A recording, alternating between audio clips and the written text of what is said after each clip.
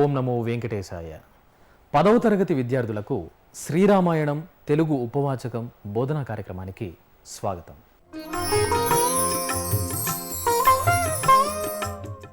తిరుమల తిరుపతి దేవస్థానముల ఆధ్వర్యంలో నిర్వహింపబడుతున్న మీ శ్రీ వెంకటేశ్వర భక్తి ఛానల్ అనేక నూతన కార్యక్రమాలతో మీ ముందుకొస్తోంది.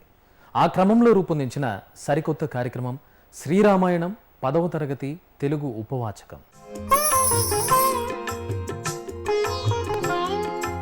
శ్రీ వెంకటేశ్వర భక్తి ఛానల్ ప్రత్యక్ష ప్రసారాల ద్వారా ప్రపంచవ్యాప్తంగా కోట్లాది మందిని ఆధ్యాత్మిక శిఖరం వైపుగా మార్గదర్శనం చేస్తున్న బ్రహ్మశ్రీ డాక్టర్ చాగంటి కోటేశ్వరరావు గారు ఈ కార్యక్రమంలో 10వ తరగతి విద్యార్థులకు ఉపాధ్యాయుడిగా పాఠం చెబితే ఆ పాఠాన్ని ఎస్విబిసి ద్వారా శ్రద్ధగా విన్న విద్యార్థులు పరీక్షలలో ఉన్నత శ్రేణిలో ఉత్తీర్ణులవ్వాలన్నదే మా సంకల్పం.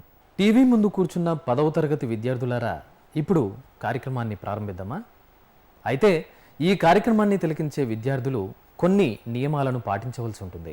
మొదటిది, టీవీలో శ్రీ చాగంటి కోటేశ్వరరావు గారు మీకోసం చెబుతున్న పాఠం వింటున్నప్పుడు మీరు క్లాస్ రూమ్లో ఎలా శ్రద్ధగా వింటారో అదే విధంగానే భావించాలి. రెండవది, పెన్ను పుస్తకమును ముందు పెట్టుకొని గురువుగారు చెప్పేది శ్రద్ధగా విని అవసరమైన అంశాలను పుస్తకంలో రాసుకోండి. మూడవది, ఈ కార్యక్రమాన్ని శ్రీ వెంకటేశ్వర భక్తి ఛానల్ మీకు కల్పిస్తున్న ఓ విశిష్ట అవకాశంగా భావించండి.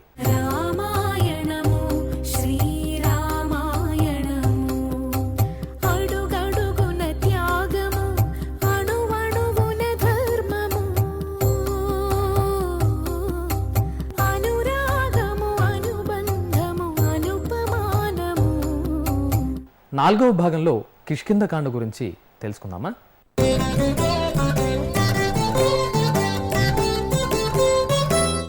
శ్రీరామాయణం అరణ్యకాండ వరకు మీరు గతంలో చెప్పినటువంటి విశేషాలు విన్నారు. తర్వాత వచ్చేటటువంటి కాండ కిష్కింధాకాండ.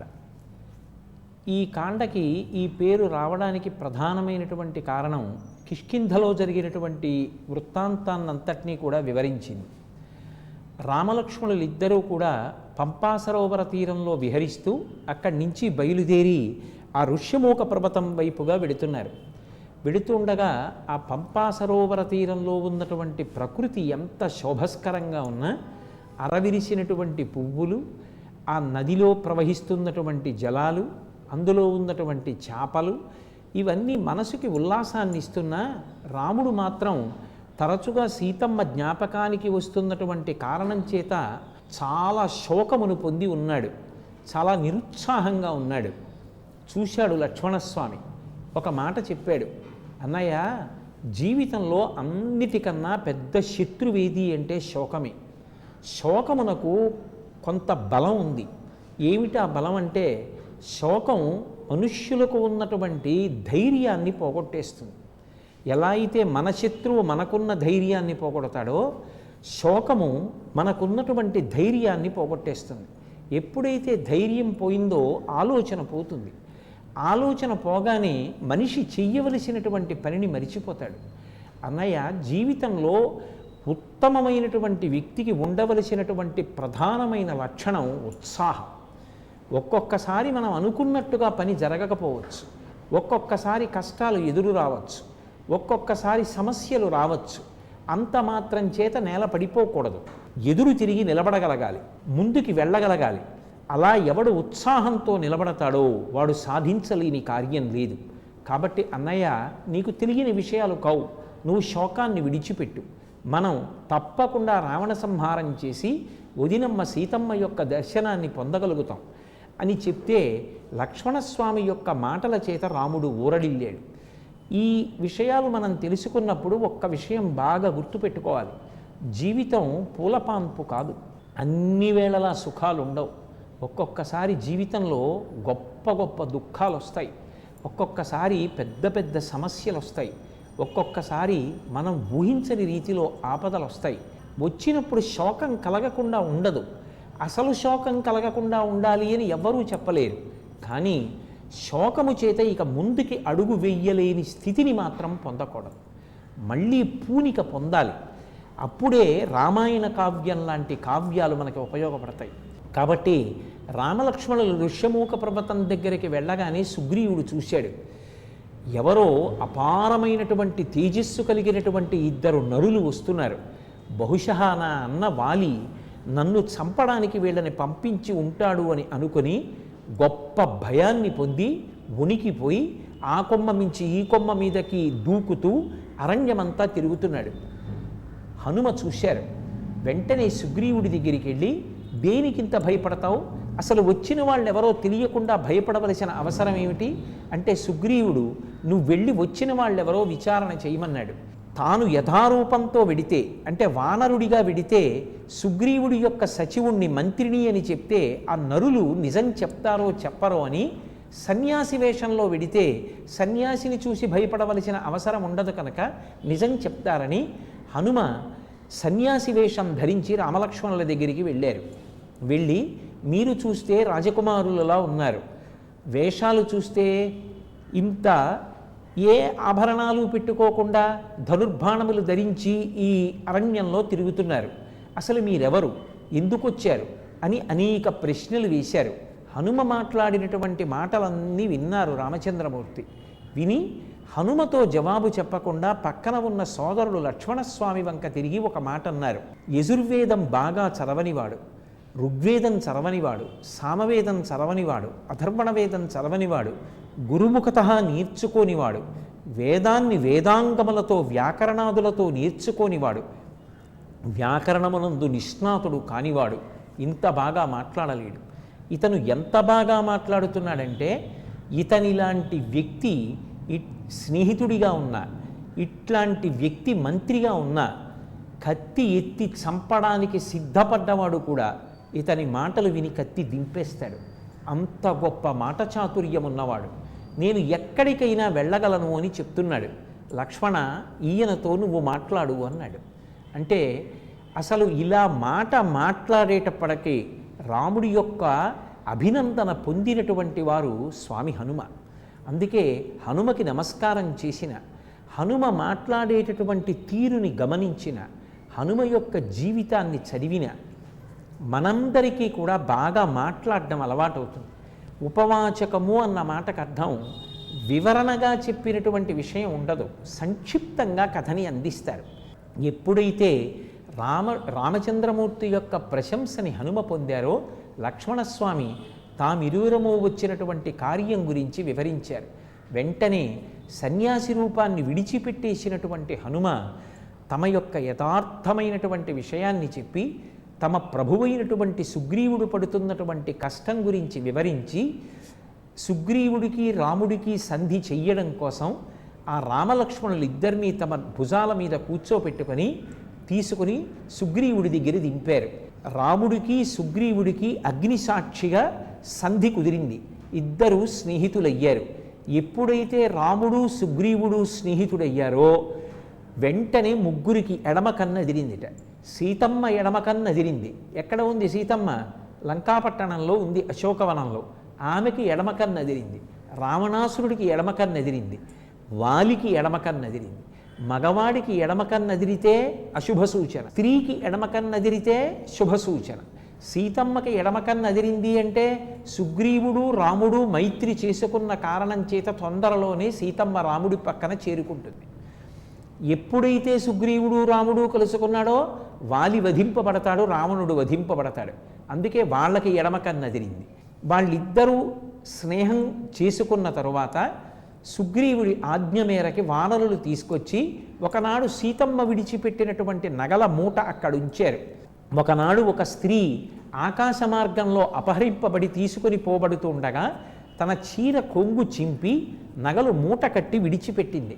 అది మా మధ్యలో పడింది అని చెప్పి సుగ్రీవుడు అన్నాడు, ఆనాడు నా చుట్టూ 4 వానరులు ఉన్నారు, ఇదిగో మూట.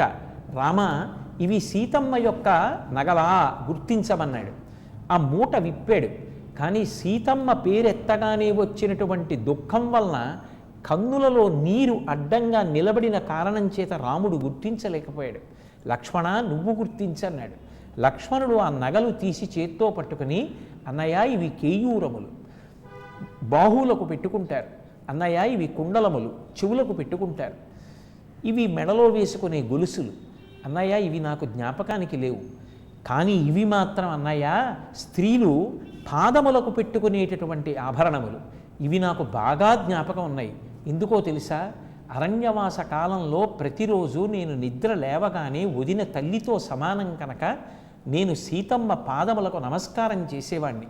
ఆ నమస్కారం చేసినప్పుడు సీతమ్మ పాదములకు ఉన్నటువంటి అందెలు నాకు జ్ఞాపకానికి ఉన్నాయి. అంటే ఈ జాతి ఎంత గొప్ప సంస్కృతి కలిగినదో మనకు అర్థమవుతుంది. అన్న భార్య వదిన కన్న తల్లితో సమానం.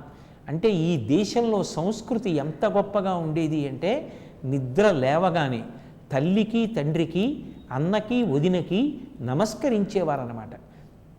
వదిన యొక్క శరీరం మీద ఉన్న మిగిలిన ఆభరణములు గుర్తులేవు, అంటే ఎన్నడూ అసలు పరీక్షగా చూడలేదు. పాదములకు పెట్టుకున్న ఆభరణములు గుర్తుండిపోయి, అంటే లక్ష్మణస్వామి యొక్క భక్తి, ఆయన యొక్క సంస్కృతి మనకి ఆవిష్కరింపబడుతుంది.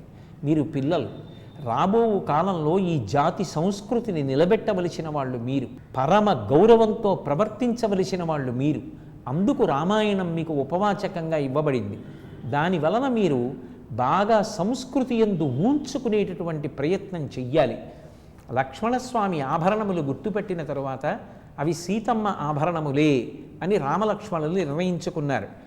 అప్పుడు సుగ్రీవుడు తనకు కలిగినటువంటి కష్టాన్నంతటినీ కూడా రాముడితో చెప్పాడు.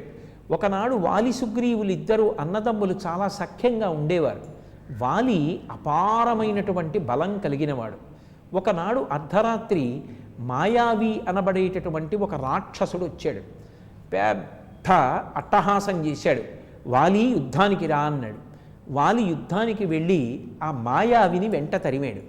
తీరా వాలి వచ్చిన తరువాత యుద్ధం చేయడం మానేసి ఈ మాయావి పరుగు పరుగున పారిపోతున్నాడు. ఎలాగైనా మాయావిని మట్టు పెడతానని చెప్పి వాలి వెనక తరువుకుంటూ వెడుతున్నాడు. ఆ వెనక సుగ్రీవుడు కొంత సైన్యం కూడా వెళ్ళారు. చాలా వేగంగా పరిగెత్తి పరిగెత్తి పరిగెత్తి వెళ్ళినటువంటి మాయావి ఒక గుహలోకి ప్రవేశించాడు. ఆ వెనక వాలి కూడా ప్రవేశించాడు. యుద్ధం చెయ్యలేని వాడు అక్కర్లేని మాటలు అనడం ఎందుకు, వాలి వచ్చిన తర్వాత పారిపోవడం ఎందుకు? నోటి దురుసుతో ప్రవర్తించేటటువంటి కొందరి జీవితాలు అలాగే ఉంటాయి. వాలి కూడా వెళ్ళిన తరువాత గుహలో యుద్ధం ప్రారంభమైంది. సంవత్సర కాలం అయిపోయింది, కానీ వాలి రాలేదు, మాయావి రాలేదు. లోపల నుంచి అరుపులు వినపడుతున్నాయి. కొంతకాలానికి అరుపులు కూడా తగ్గిపోయి నురుగులతో రక్తం బయటికి వస్తోంది. ఒకవేళ తన అన్న వాలి మరణించాడేమో, మాయావి బయటికి వస్తాడేమో అని భయపడినటువంటి సుగ్రీవుడు తన అన్న మరణించాడు అని అనుకుని ఒక పెద్ద బండరాయి గుహకి అడ్డం పెట్టి వెనక్కి వెళ్ళిపోయాడు. వాలి మరణించాడు అనుకుని మంత్రులందరూ సుగ్రీవుడికి పట్టాభిషేకం చేశారు. కానీ కొంతకాలం అయిన తరువాత వాలి మాయావిని సంహరించి అడ్డొచ్చిన రాయిని తొలగతోసుకుని తిరిగి కిష్కింధానగరానికి చేరుకున్నాడు. నేను ఒక పక్క శత్రువుతో యుద్ధం చేస్తుంటే నువ్వు గుహకి రాయిని అడ్డంగా పెట్టి నేను రాకుండా మార్గాన్ని నిరోధించి వెనక్కి వచ్చి పట్టాభిషేకం చేసుకుని కులుకుతున్నావా అని సుగ్రీవుడు చెప్పినా వినకుండా, చెప్పడానికి అవకాశం ఇవ్వకుండా సుగ్రీవుణ్ణి చంపే ప్రయత్నం చేశాడు. అన్నదమ్ముల మధ్య అంత మాత్సర్యం పనికిరాదు. అసలు అవతలవాడు చెప్పే మాట వినాలి. అసలు ఆ మాటే వినలేదు వాలి. దానితో సుగ్రీవుణ్ణి చంపే ప్రయత్నం చేస్తే సుగ్రీవుడు పారిపోయాడు. ఎక్కడికి వెళ్ళినా వాలి వెంట తరిమాడు. సుగ్రీవుణ్ణి వాలి చంపుతాడన్న భయంతో పరిగెత్తి పరిగెత్తి అన్ని చోట్లకి తిరిగినటువంటి సుగ్రీవుడు తన నలుగురు మంత్రులతో కలిసి చిట్ట చివరికి ఋష్యమూక పర్వతం మీదకి చేరుకున్నాడు. ఆ పర్వతం మీదకి వాలి రాడు. ఎందుకు రాడు అంటే ఒక కారణం ఉంది. ఒకప్పుడు దుందుభి అని ఒక రాక్షసుడు వాలితో యుద్ధం చేశాడు. ఆ రాక్షసుణ్ణి సంహరించాడు వాలి. సంహరించిన తరువాత శరీరాన్ని ఎత్తి గిరగిరా తిప్పి విసిరేశాడు. అది ఎక్కడో కొన్ని యోజనముల దూరం వెళ్ళి పడిపోయింది. ఆ పడిపోతున్నప్పుడు అప్పుడే చనిపోయాడు కాబట్టి నోట్లోంచి పడుతున్నటువంటి నెత్తురు మతంగ మహర్షి యొక్క ఆశ్రమంలో పడింది. ఆశ్రమ ప్రాంగణం అపవిత్రమైంది. నువ్వు ముందు వెనక ఆలోచించకుండా ఆ కళేబరాన్ని ఎత్తి విసిరినప్పుడు నా ఆశ్రమంలో నెత్తురు పడింది కాబట్టి, ఓ వాలి విసిరిన వాడివి నువ్వు కాబట్టి ఎప్పుడైనా నువ్వు ఈ ఋష్యమూక పర్వతం మీదకు వస్తే, ఎందుకనంటే మతంగ మహర్షి ఆశ్రమం అక్కడ ఉంది, నువ్వు ఈ ఋష్యమూక పర్వతం మీదకు వస్తే మాత్రం మరణిస్తావని మతంగ మహర్షి శాపం ఇచ్చారు. అందుకే వాలి ఋష్యమూక పర్వతం మీదకి రాడు. అక్కడికి రాడు కాబట్టే సుగ్రీవుడు ఋష్యమూక పర్వతం మీద ఉంటాడు. అప్పటి నుంచి నేను ఇక్కడే ఉంటున్నాను, నేను బ్రతికున్నానని తెలిసి కూడా నా భార్య రుమని నా అన్నగారైనటువంటి వాలి తన భార్యగా స్వీకరించి ఆమెతో ఉంటున్నాడు. ఇది నాకు అపారమైన కష్టాన్ని కలిగించింది అని సుగ్రీవుడు రామచంద్రమూర్తికి నివేదించాడు. పరమ అధర్మమైనటువంటి పని వాలి చేశాడు కనుక తప్పకుండా సంహరిస్తాను.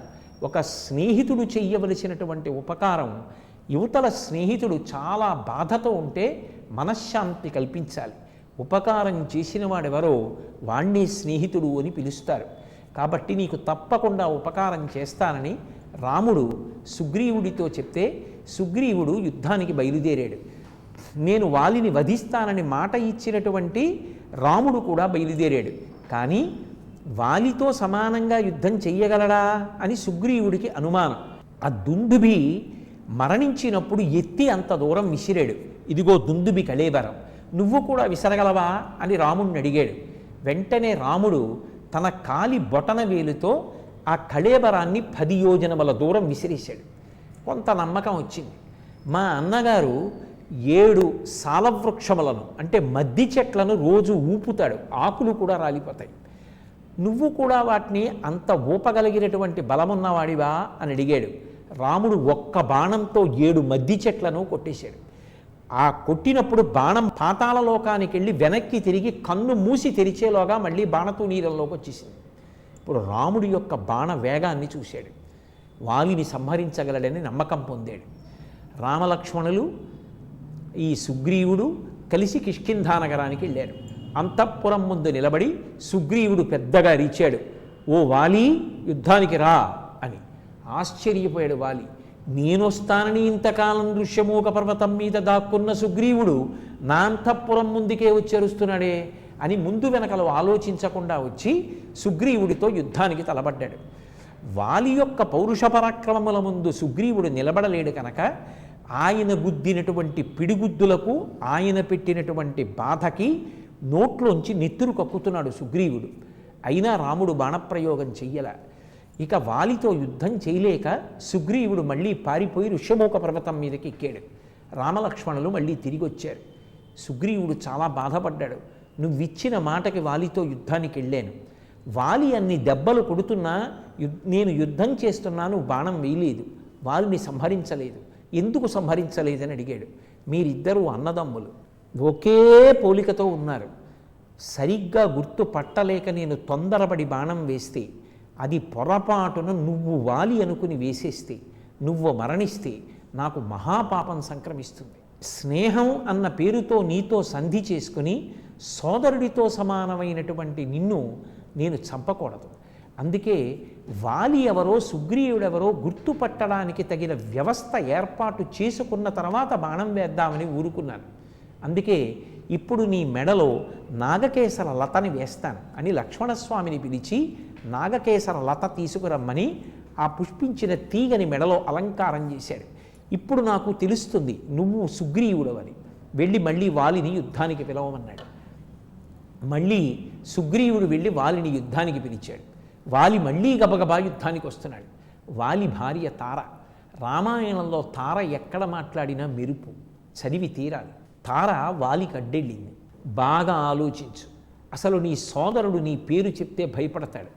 నువ్వొస్తావేమోనని భయపడి ఎక్కడో ఋష్యమూక పర్వతం మీద ఉంటాడు. అటువంటి వాడు కొద్దిసేపటి క్రితం వచ్చి నిన్ను యుద్ధానికి పిలిచాడు. నువ్వు వెళ్ళి ప్రాణాలు తీయకూడదన్న ఉద్దేశ్యంతో ప్రాణాలు పోయేటట్టుగా కొట్టావు. అంత నెత్తురు కక్కినవాడు మళ్ళీ కొద్దిసేపట్లోనే వచ్చి నిన్ను యుద్ధానికి పిలుస్తున్నాడు. ఇందులో ఏదో మర్మం ఉంది. తొందరపడి యుద్ధానికి వెళ్ళకు, నా మాట విను అంది. చెప్పిన మాట విన్నాడు, కానీ మనసులోకి మాత్రం తీసుకోలేదు. రామాయణంలో మాట వినకపోవడం ఎంత ప్రమాదమో 1కి 10 మాటలు చెప్పబడుతుంది. మీరందరూ పిల్లలు, ఇది బాగా జ్ఞాపకం పెట్టుకోవాలి. మీకు అన్ని విషయాలు తెలిసి ఉండే అవకాశం ఉండదు. ఎందుకని అంటే పెద్దవాళ్ళకే అన్నీ తెలియడం సాధ్యం కాదు. ఇక మీరు చిన్న పిల్లలు, ముక్కుపచ్చలారని వారు, గట్టిగా 20 ఏళ్ళు కూడా లేవు. మీకు ఎలా తెలుస్తాయి? మీకు తెలియకపోవడం ఎప్పుడూ తప్పు కాదు, కానీ ఇది తప్పు. దీని జోలికి వెళ్ళవద్దు. అని పెద్దవాళ్ళు చెప్పినప్పుడు మాత్రం మాట వినడం నేర్చుకోండి. నేను వినను, నా బుద్ధికి తోచినది చేస్తానన్న మూర్ఖత్వాన్ని అలవాటు చేసుకోకండి. అది ఎంత ప్రమాదానికి ఎడుతుందో చెప్పడమే రామాయణం యొక్క ప్రయోజనం. తార మాట వినలేదు వాలి, యుద్ధానికి వెళ్ళాడు, సుగ్రీవుడితో యుద్ధం చేస్తున్నాడు. చెట్టుచాటు నుంచి వెంటనే రాముడు బాణాన్ని విడిచిపెట్టాడు. ఆ బాణం వచ్చి వాలి యొక్క వక్షస్థలంలో గుచ్చుకుంది, నేల పడిపోయాడు. నేల మించి ఇక లేవలేక నెత్తురోడుతుండగా బాధపడుతున్నాడు. వెంటనే తారకి కబురెళ్ళింది. తారని తీసుకొచ్చారు. తార రోదిస్తూ తాను కూడా వాలితో పాటుగా మరణిస్తానని, తాను కూడా ఆయన చితి మీద పడి అగ్నికి ఆహుతైపోతానని శోకిస్తోంది. వాలి రాముడు తన దగ్గరికి వచ్చినప్పుడు ప్రశ్న వేశాడు, నేను నీ దేశంలో లేను, నేను నీకు శత్రువుని కాను, నా మాంసం తినడానికి ఉపయోగపడదు, నా చర్మం ఉపయోగపడదు, నా గోళ్ళు మీరు ఉపయోగించరు, నేను నీకు ఏ అపకారం చెయ్యలేదు, చెట్టు చాటు నుంచి నన్ను ఎందుకు కొట్టావు, నేను వేరొకరితో యుద్ధం చేస్తూ పరాకుగా ఉన్నప్పుడు నువ్వు వేరొక వైపు నుంచి బాణం వేసి సంహరించవచ్చా? ధర్మాత్ముడవు కదా, ఏ కారణానికి నన్ను చంపావని అడిగారు. ఇప్పటికీ రామాయణం విషయంలో చాలామంది రాముడు చెట్టు చాటు నుంచి కొట్టాడు అంటూ ఉంటారు. అది మనమనక్కర్లేదు, వాలే అన్నాడు ఆ మాట. రాముడు జవాబు చెప్పాడు, నువ్వు వానరానివి, కోతివి, నువ్వు మనిషివి కావు. ఒక మృగాన్ని నరుడు వేటాడేటప్పుడు ఎదురుగుండానే వచ్చి సంహరించాలి అని నియమం లేదు. వేట ఆడేటప్పుడు చాటు నుంచి కొట్టచ్చు, అందుకే నిన్ను చెట్టు చాటు నుంచి కొట్టాను. 2, నిన్ను చంపడానికి నీకు నాకు శత్రుత్వం లేదంటున్నావు, కానీ నువ్వు చెయ్యకూడనంత పెద్ద అపరాధం చేశావు. నీ తమ్ముడి భార్య రొమని నీ తమ్ముడు బ్రతికున్నాడని తెలిసి కూడా నీ భార్యగా స్వీకరించావు. అందుకు అపరాధానికి శిక్ష నిన్ను సంహరించడమే, అందుకే బాణప్రయోగం చేశానన్నాడు. వాలి అంగీకరించాడు, నిజమే నీ చేసినది తప్పే అంటూ, సీతాపహరణం జరిగింది కదా, సీతమ్మని మళ్ళీ నీ దగ్గరికి తీసుకురాగలిగిన శక్తి నాకుంది. నేను పిలిస్తే రావణాసురుడు వెంటనే భయపడుతూ వచ్చి సీతమ్మని ఇచ్చేస్తాడు. నాతో స్నేహం చేసుకోకుండా సుగ్రీవుడితో ఎందుకు చేసుకున్నావని అడిగాడు. నువ్వే అధర్మం చేశావు, నీతో నాకు స్నేహం ఎందుకు? అధర్మం చెయ్యనివాడు ధర్మాత్ముడు సుగ్రీవుడు. అందుకే రాజ్యం లేకపోయినా ధర్మం ఉన్నవాడితో స్నేహం చేశా, రాజ్యం ఉన్నా అధర్మం ఉన్నవాడితో నేను స్నేహం చెయ్యలా. మీరు పిల్లలు బాగా పట్టుకోవాలి, ఎంత పెద్ద పదవి ఉన్నా, ఎంత చదువున్నా ధర్మం లేనినాడు అవి నశించిపోతాయి. ఎంత చిన్నవాడైనా ధర్మాన్ని పట్టుకున్నవాడు భగవదనుగ్రహం చేత రక్షింపబడతాడు. అందుకే రాముడు సుగ్రీవుడితో స్నేహం చేశాడు. వాలి తాను మరణించక పూర్వమే మెడలో ఉన్న హారాన్ని తీసి తన కుమారుడైన అంగదుడి మెడలో అలంకరించాడు. ఎంత జాగ్రత్తగా ప్రవర్తించాలో రాజధర్మాలన్నీ అంగదుడికి నేర్పాడు. ఆ తారవంక చూసి శోకించి చిట్ట చివరికి ప్రాణాలు విడిచిపెట్టేశాడు. ఇక ఆ బాణపు బాధ తట్టుకోలేక ప్రాణములను వదిలిపెట్టాడు. వాలికి అంత్యేష్టి సంస్కారం అయిపోయింది. పట్టణంలోకి వచ్చి సుగ్రీవుడికి పట్టాభిషేకం చెయ్యమని హనుమదాదుడు అడిగారు. కానీ తండ్రికిచ్చిన మాట, నేను అరణ్యవాసం చేస్తాను తప్ప నగరాలలోకి కానీ పట్టణాలలోకి కానీ గ్రామాలలోకి కానీ రాను, అందుకని ఇక్కడ ఉన్న ప్రస్రవణ పర్వతం మీద గుహలో ఉంటాను, మీరు సుగ్రీవుడికి పట్టాభిషేకం చేయండి అన్నాడు. సుగ్రీవుడికి పట్టాభిషేకం చేశారు. రామా, నీకు ఇచ్చిన మాట ప్రకారం వర్ష ఋతువు వెళ్ళిపోగానే సీతమ్మ యొక్క జాడ కనిపెట్టడానికి వానరుల్ని పంపిస్తానని సుగ్రీవుడు మాట ఇచ్చాడు. మాట ఇచ్చిన ప్రకారంగానే నీలుడు అనబడేటటువంటి తన యొక్క సేనానిని పిలిచి అన్ని దిక్కులా ఉన్న వానరములను తీసుకురమ్మని ఆజ్ఞ జారీ చేసి తాను భార్యలతో కలిసి సుఖాలు అనుభవిస్తున్నాడు. వానాకాలం వెళ్ళిపోతున్నటువంటి సూచనలు కనపడుతున్న సుగ్రీవుడు తన మిత్రుడికి ఇచ్చినటువంటి మాట నిలబెట్టుకోవట్లేదని, రామకార్యం మీద సీతాన్వేషణం కోసం వానరుల్ని పంపట్లేదని రాముడు బాధపడుతుంటే ఆ మాటలు విన్న లక్ష్మణస్వామి కోపం పొంది సుగ్రీవుణ్ణి నిగ్రహించడానికి ఆ సుగ్రీవుడి అంతఃపురంలోకి వెళ్ళారు. కానీ అంత కోపంగా వస్తున్నటువంటి లక్ష్మణస్వామిని నిగ్రహించగలిగినటువంటి వారు అప్పుడెవ్వరూ లేరు. ఈ విషయంలో ఒక అద్భుతాన్ని మీరు గమనించాలి. అప్పుడు వెళ్ళింది ఎవరు అంటే తార వెళ్ళింది. తార ఎదురుగుండా వెళ్ళి మాట్లాడుతుంటే అంత కోపంతో ఉన్న లక్ష్మణస్వామి కూడా ఒక్క మాట మాట్లాడలేదు. అంటే ఎంత కోపంతో ఉన్నవాడైనా స్నేహితుడి భార్యతో మాట్లాడేటప్పుడు ఎంత మర్యాదగా ప్రవర్తించాలో రామాయణం నేర్పుతుంది. తర్వాత సుగ్రీవుడు తన తప్పు తెలుసుకున్నాడు. ఇతపూర్వమే కబురు చేశానన్నాడు. 10 రోజుల లోపల ఎక్కడెక్కడి వానరములు రావాలి అని చెప్పి ఆజ్ఞ జారీ చేశాడు. సుగ్రీవాజ్ఞ అని ఇప్పటికీ మనకొక జాతీయం. సుగ్రీవుడి మాట వినకపోతే సంహరిస్తాడు. ఈ భూమండలంలో ఉన్న వానరములన్నీ వచ్చాయి. అన్నిటినీ సమావేశపరిచాడు. సమావేశపరచి ఏ దిక్కునకు ఎవరెవరు వెళ్ళారో ఆ దిక్కున ప్రయాణం చేస్తున్నప్పుడు భూమండలం మీద ఏ ఉంటాయో చెప్పాడు. ఇత పూర్వం వాలి తనని తరిమినప్పుడు భూమండలం అంతా తిరిగాడు కాబట్టి ఎక్కడెక్కడ ఏ ఉన్నాయో తెలుసు. అందుకే తూర్పు దిక్కునకి వినతుణ్ణి పంపాడు, దక్షిణ దిక్కుకి అంగదుణ్ణి పంపాడు, అలాగే పశ్చిమ దిక్కుకి సుషేణుణ్ణి పంపాడు, ఉత్తర దిక్కుకి ప్రత్యేకంగా వేరొకరిని పంపాడు. ఇలా ఒక్కొక్క దిక్కుకి ఒక్కొక్కరిని పంపాడు. పంపి ఈ 4 దిక్కులకి వెళ్ళినటువంటి వాళ్ళు అనేక లక్షల సైన్యంతో బయలుదేరి ఆయా దిక్కులలో ఉన్నటువంటి ప్రదేశములంతటా కూడా సీతమ్మ ఉన్నదేమో అని ఆమె జాడ అన్వేషించారు. తూర్పు దిక్కునకు వెళ్ళినటువంటి వినతుడు సైన్యంతో 1 నెల రోజుల లోపల తిరిగి వచ్చేసాడు. సుగ్రీవాజ్ఞ 30 రోజుల లోపల సీతాన్వేషణం చేసి వెనక్కి వచ్చేయాలి. తూర్పు దిక్కుకు వెళ్ళిన వినతుడు వెనక్కి వచ్చి సీతమ్మ కనపడలేదని చెప్పాడు. పశ్చిమ దిక్కుకు వెళ్ళినటువంటి సుషేణుడు వెనక్కి తిరిగి వచ్చి నాకు కనపడలేదు సీతమ్మ అని చెప్పేశాడు. అలాగే ఉత్తర దిక్కుకు వెళ్ళినటువంటి శతబలి సైన్యంతో తిరిగి వచ్చి నాకు సీతమ్మ జాడ కనపడలేదని చెప్పాడు. ఒక్క దక్షిణ దిక్కుకు వెళ్ళినటువంటి అంగదుడు మాత్రం తిరిగి రాలేదు. ఆ దక్షిణ దిక్కుకి అంగదుడిని నాయకుడిగా పెట్టి వానరుల్ని పంపించేటప్పుడు సుగ్రీవుడికి ఒక గొప్ప నమ్మకం. ఆ బృందంలో హనుమ ఉన్నారు. హనుమ సీతాన్వేషణం చేస్తారని, సీతమ్మ జాడ కనిపెట్టగలడని నమ్మకం. అందుకే ప్రత్యేకం పిలిచి హనుమ నీ వలననే సీతాన్వేషణం జరుగుతుంది, సీతమ్మ జాడ కనిపెట్టబడుతుంది, నేను రాముడికి ఇచ్చిన మాట నిలబడుతుంది అని చెప్పారు. ఎప్పుడైతే సుగ్రీవుడు నమ్మాడో రాముడు లేచి వచ్చి తన పేరు చెక్కబడినటువంటి ఉంగరాన్ని సీతమ్మకి అభిజ్ఞానంగా, అంటే రాముడి పనుపన గుర్తుగా ఆ హనుమ చేతిలో పెట్టారు. దాన్ని కళ్ళకద్దుకొని తనతో పాటుగా పట్టుకొని హనుమ తర్వాత బయలుదేరి లంకాపట్టణానికి వెళ్ళారు. ఈ దక్షిణ దిక్కుకు వెళ్ళినటువంటి అంగదుడు, హనుమ మొదలైన వానరులు మాత్రం 1 నెల రోజులైపోయినా తిరిగి రాలేదు. కారణం, మధ్యలో ఒక పెద్ద బిలంలోకి వాళ్ళు వెళ్ళిపోయారు ఆహారాన్వేషణం చేస్తూ. ఆ వెళ్ళిపోవడంలో బిలంలో చిక్కుబడిపోయారు. కాలం దాటిపోయింది. కానీ అక్కడ ఉన్నటువంటి ఒక యోగిని వాళ్ళకి ఉపకారం చేసింది. ఆమె చేసినటువంటి ఉపకారం వల్ల వాళ్ళు మళ్ళీ తిరిగి వచ్చారు. మహోదధి అనబడేటటువంటి సముద్ర ప్రాంతానికి చేరుకున్నారు. కానీ సీతమ్మ జాడ కనిపెట్టడానికి సుగ్రీవుడు ఇచ్చినటువంటి కాలమా దాటిపోయింది.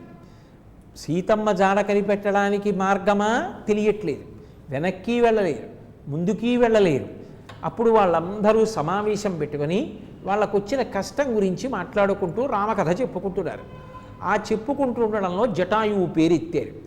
ఒకనాడు సీతాపహరణం జరుగుతున్నప్పుడు జటాయువు అడ్డుకుంటే రావణుడు సంహరించాడు జటాయువుని అని చెప్పుకున్నారు. రెక్కలు కాలిపోయిన ఒక పెద్ద గ్రద్ద ఆ శిఖరం మీద కూర్చుని పెద్ద కేక వేసింది, ఎవడు రా నా సోదరుడి పేరెత్తినవాడు అని. ఆ పక్షి సంపాతి అని జటాయువు యొక్క అన్నగారు. నా సోదరుడు, నా తమ్ముడు జటాయువు.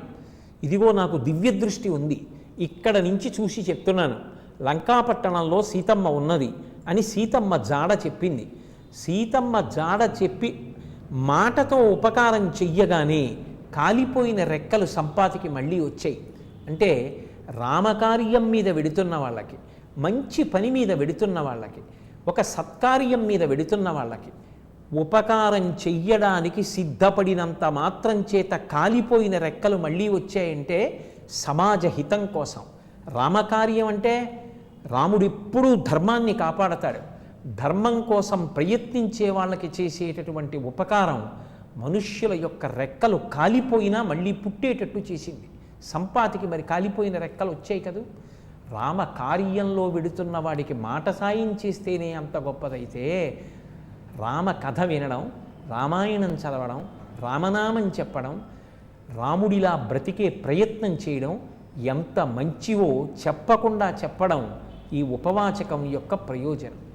కాబట్టి ఇప్పుడు ఆ సంపాతి వెళ్ళిపోగానే వాళ్ళకి నమ్మకం కుదిరింది. సీతమ్మ దక్షిణ దిక్కున ఉన్న కాంచనలంకలో ఉంది. వానరులందరూ సముద్రపుటుడికెళ్ళి కూర్చున్నారు. కానీ ఎవరు దాటగలరు?